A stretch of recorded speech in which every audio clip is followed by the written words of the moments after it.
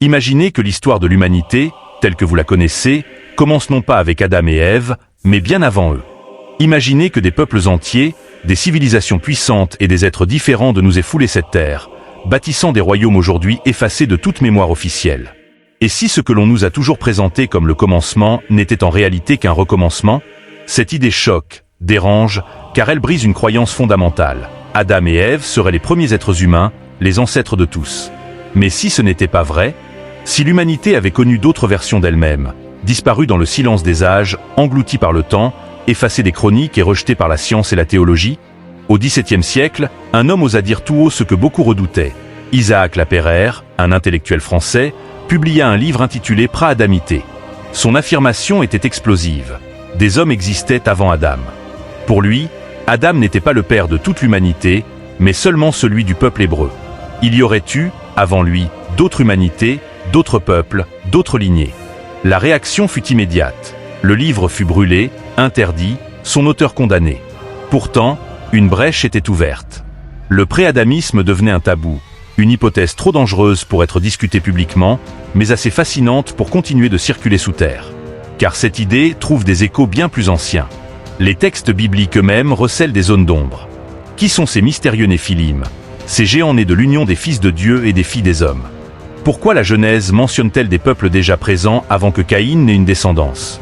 Et pourquoi tant de cultures à travers le monde racontent-elles l'histoire d'un grand cataclysme, d'une humanité détruite, puis recréée?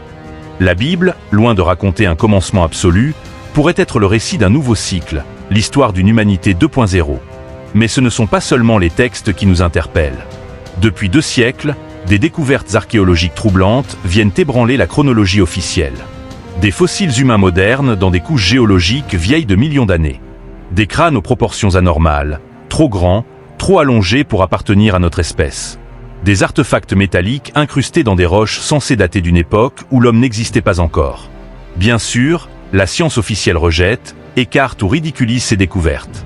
Mais elles persistent, elles s'accumulent, elles nourrissent l'idée qu'il y a peut-être eu d'autres humanités avant la nôtre. Et puis il y a les mythes. L'Atlantide de Platon, la Lémurie des occultistes du XIXe siècle, les cycles de création et de destruction décrits par les hindous. Partout, la même histoire. L'humanité n'est pas linéaire, elle est cyclique. Elle naît, elle grandit, elle se perd, elle est détruite, puis renaît. Adam et Ève ne seraient donc pas les premiers humains, mais les premiers d'une humanité restaurée après une catastrophe planétaire. Et si ces mythes n'étaient pas de simples légendes, mais des souvenirs déformés d'événements réels, le plus troublant est que la science moderne elle-même commence à percevoir les traces de ce que certains appellent des humanités fantômes. Les généticiens ont découvert dans notre ADN des séquences qui ne correspondent à aucun ancêtre identifié. D'où viennent-elles? Certains y voient la preuve d'une hybridation avec des êtres différents, disparus. D'autres osent même évoquer une origine non terrestre. Sommes-nous vraiment les premiers? Ou sommes-nous les héritiers d'un passé que l'on nous cache? Et si Adam n'était pas le premier homme, mais simplement le premier d'une nouvelle humanité? Et si l'histoire biblique ne parlait pas du commencement, mais d'un recommencement? L'idée est vertigineuse. Elle remet en cause non seulement la religion, mais aussi la science telle qu'on nous la présente. Elle suggère que nous vivons peut-être dans l'ignorance de nos véritables origines.